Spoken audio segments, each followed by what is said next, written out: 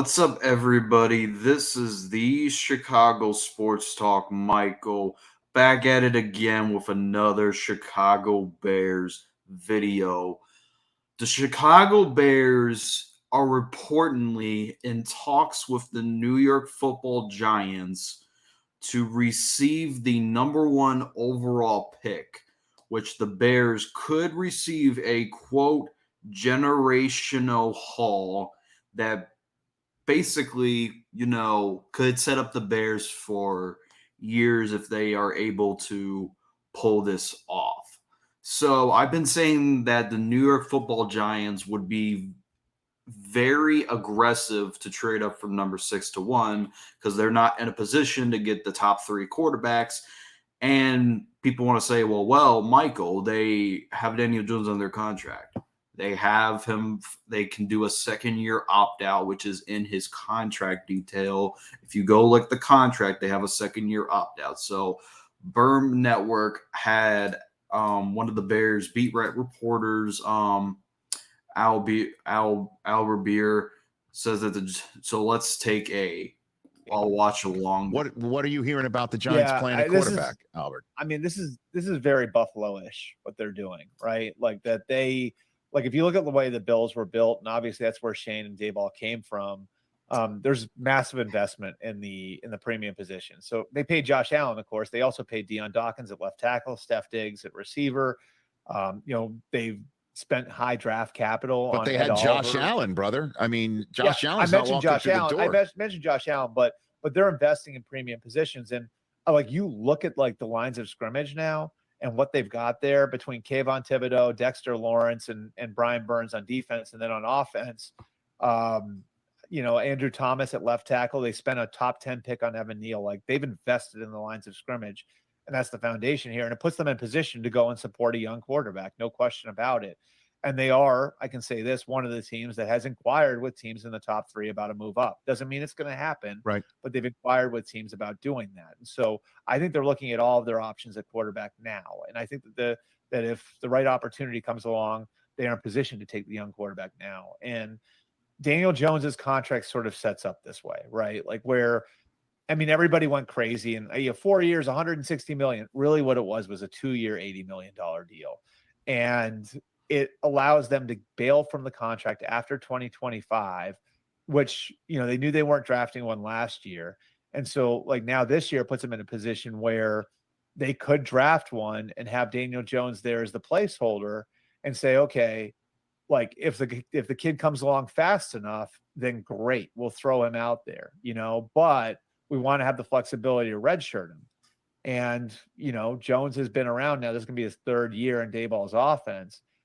He can go out there and be your placeholder pretty effectively while the young quarterback gets ready to go. So I would agree with you 100%. Not only are they a team to watch when it comes to the quarterbacks in the draft, they've actually investigated moving up and seeing what it might take. So this got me thinking. He said the Giants are interested in moving in the top three. That is the Bears, the Commanders, and the Patriots. The reason why they're looking in the top three is because they're not in a position where they can trade up to get the top three quarterback. So the Chicago Bears don't need a quarterback. I've been saying this all along. Quarterback is way far beyond the Bears' need. If you look at a team like the New England Patriots who need a quarterback, I heard reports of them going receiver. I don't believe that technically.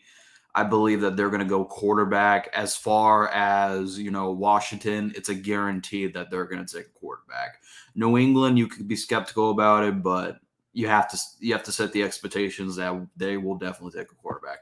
So the only option for the Giants at this point, if they're looking to get a top three quarterback, is to trade up with the Chicago Bears. Now, how do I personally feel about this? Granted, we're going to be missing out on Marvin Harrison most likely. That's if the Cardinals decide to go with Joe Alt instead of Marvin Harrison, because of the simple fact that they released, I think, one of their blindside blockers that they released. They could add a addition of Joe Alt to have a good protection for Kyler Murray.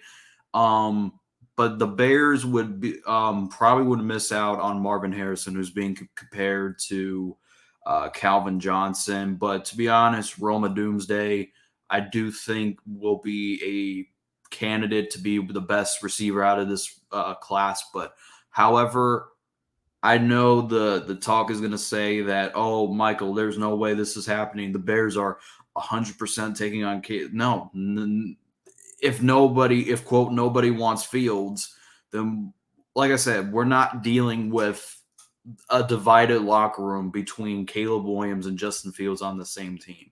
It's just not going to happen. So, and honestly, if I'm Ryan Poles, I want to make sure Caleb Williams gets set up for failure.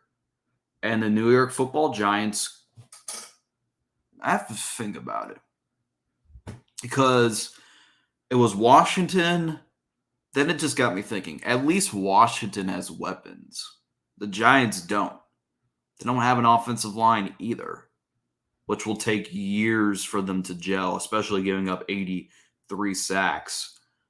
So, and Caleb holds on the ball for way too long. And mostly people want to say this about Caleb is just like, he's never played under center before.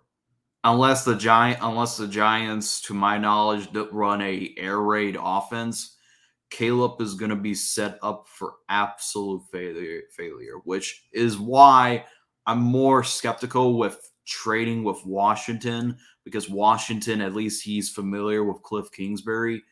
With the Giants, you have to say that, yeah, he could fail because there's no offensive line to protect him and there's no receivers to catch. I mean, who do the Giants really have on the receiving block? Darius Slayton. He's okay, but he's not far as a good receiver. And Wan'Dale Robinson, I mean, he's okay, I guess. But you got Hyatt, which Hyatt does have potential, but he might be at best a slot receiver. So, with this, I have to think logically of where Caleb will probably go for absolute failure.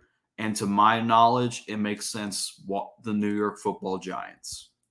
And I already know Giants fans are coming at my neck. They're already typing in the comment sections this before they even listen. Listen, even if you think Caleb's talented, which majority of people think Caleb's generational, you have to acknowledge that you have to build around him. And as far as I can see, yeah, the Giants defense looks like they're going to get better by the addition of adding Brian Burns, but with a horrible offense, I just don't know if that's the case. Yeah, their defense can keep them in games, but it depends on their offense. So, me logically thinking outside the box of Caleb Williams being set up for failure, I have to think the Giants. Because at least with Washington, at least he has Terry McLaurin. At least he has Scary Terry. At least he has not really a bad offensive line. At least he has a solid defense. The Giants really do not. Well, their defense will be fine, but the offense is going to be the huge question this year. So, my only concern about this is that you're missing out on Marvin Harrison, which I'll be fine with it. I've already accepted it, and I'm already going to move on to Roma Doomsday. And what do you do with the 9th overall pick? Trade down 1 or 2 spots like you did with the Eagles to get Darnell Wright and basically get Jackson Powers Johnson, the center out of Oregon, which will set up the Bears for the future. So what would a trade package look like for the Giants and Bears? And let me do a little bit of research. Let me go on PFF and do a mock trade with y'all.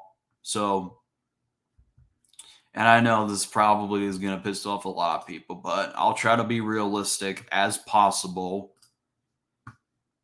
So, hold on. So if you go look at my PFF page, which I'll be doing these more often. Let me start this real quick. So if I can do a little bit of a mock trade, obviously it's the swap picks. So, and I want all the Giants fans to hear me for this second. Hopefully y'all can see this. No, you probably can't. Well, yeah, you can. So, anyways, we have us swapping picks. Obviously, we'll be getting a second-round pick of the Seattle's that they acquired in the Leonard Williams trade, and one more additional thing for the 70 and a first-round pick. And notice how I'm not acquiring a player, aka Dexter Lawrence and Kayvon Thibodeau. I think the Giants do not want to end up like the Panthers. I think they're going to end up being the smart decision, and Ryan Poles can squeeze this out. And if you want to be delusional like I am, you can say that, oh, we can probably add their future second round, which would set up the Bears perfectly for the future. So if let's say you're doing a negotiation with the New York Giants, what do? Do you take this offer or you take this offer? So let's say they add this. Do you think that they would honestly be willing to give that up is the conversation?